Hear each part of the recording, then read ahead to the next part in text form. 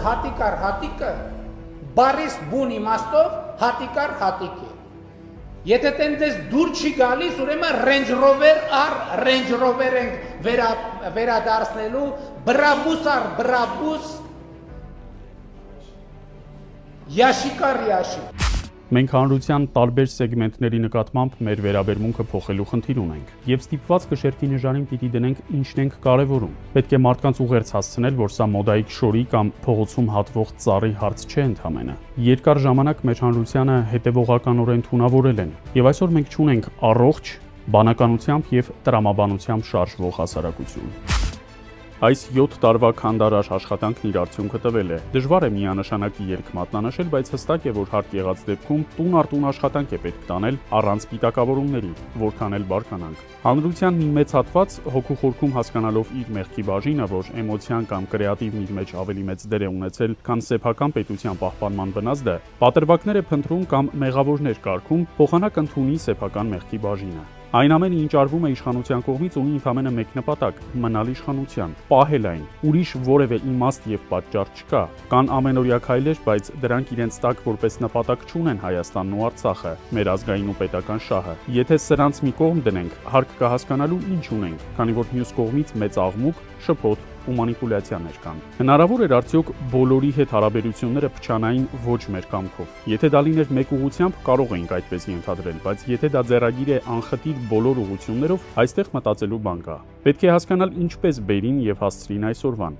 Այդքան հեշտ է Հայաստանի նման երկրի պարագայում արտաքին քաղաքական վեկտորը փոխել եւ չընթարկվել ռիսկերի, ավելին պետականությունը չկանգնեցնել գոյության սպառնալիքի առաջ։ Եթե դա այդքան հեշտ է, ինչ է կատարվում Ուկրաինայում, ինչ էր կատարվում Վրաստանում։ Եթե անգամ այս իշխանությունը մոլորության մեջ է, գործողությունների արդյունքը նույնն է, հետեւաբար նրանց արդարացում չկա։ Պետք է թողնել ավելի լավ ժամանակների հասկանալու, արդյոք սա մոլորություն է թե ոչ։ Դրա համար կա գործիքակազմ, այդ թվում իրավական։ Անկամ մոլորությամբ սեփական պետությունն ու հանրությանը բերել հասցնել այս վիճակին աններելի է։ Ռուսաստանի Դաշնության քայլերը եւս որևէ կերպ բնականի ընկալելիի ներքո դիտարկել հնարավոր չէ։ Առաջին խնդիրը բարոյական հարթությունում է եւ եթե ասում են ինչպես Հայաստանի Հանրապետության իշխանությունն է իրեն պահել այդպես էլ հակադարձենք, դա հիշեցնում է դեռահասների միջև հաշիվ մաքրելու գործընթաց, ոչ թե պետական քաղաքականություն ու դարավոր բարեկամություն։ 7 տարին պատմության համար ակնթարթ է եւ եթե ռուսական կողմը հենվում է դրա վրա, նորմալ չէ։ Իրավական հարթությունում կան ստորագրված պարտավորություններ, որոնք անկախ ամեն ինչից պիտի կատարվեն։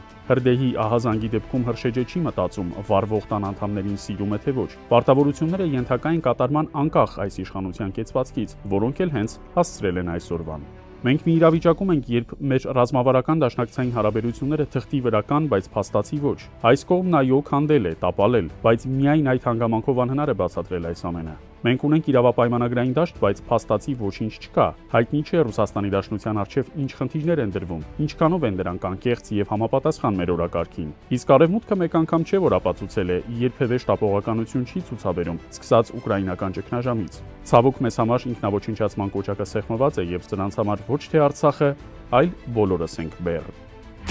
Վարչապետը պետքա ուղնուցուցով վարչապետ լինի ու լինի հայ։ Մենք 18 թվին մեծագույն սխալ արեցինք, խափնվելով ընտրեցինք այս ոչ բարով դավաճան թուրքամետ կերպարին։ Միակ բանը, որ ես ցանկանում եմ, իրան տեսնեմ կախաղանի վրա, ուրիշ ոչ մի բան։ Իրա ու իրա հրոսակախումբը Ավինյանով,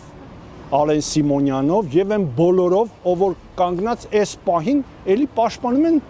ես չեմ հասկանում։ Ես հասկանում եմ, որ իրանք պաշտպանում են իրանց ունեցվածքը, իրանց թալանածը։ Մենք ամեն ինչից տեղյակ ենք։ Այս իրա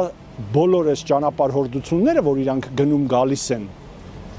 այսպես կոչված տիկնոջ հետ, սա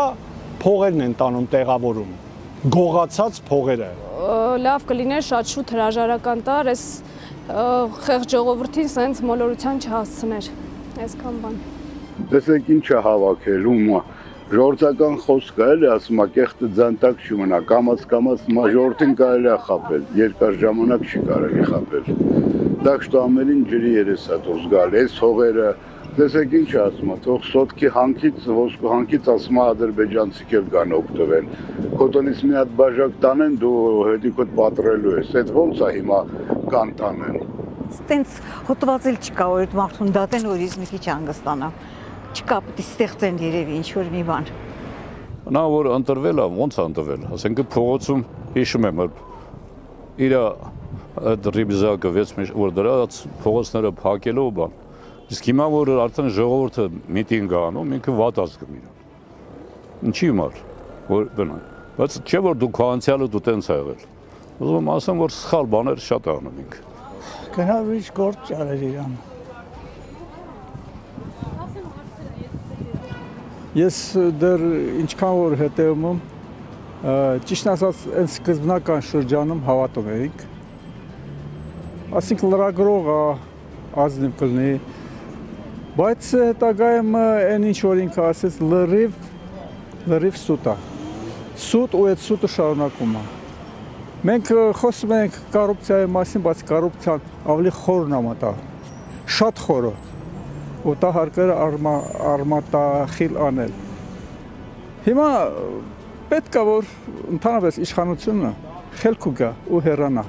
Պատկերացնում ենք Հայաստանի եւ Ուկրաինայի տարածքի ժողովրդագրության եւ ռեսուրսների համեմատությունը։ Եվ մեր երկիրն այդ կետին հասցնելու պարագայում արդյոք ինչ կմնա Հայաստանից։ Եթե այդ հարցը դրված է մեկ անձի կամքի եւ ճաշակի վրա, ինչու է այսօր այս ամենը տեղի ունենում։ Ինչ որ մեկը երդվել է, որ այս ամենը չի կարող վերաբերել Հայաստանին։ Սա որևէ կերպ կապ ունի պրագմատիկ քաղաքականության հետ։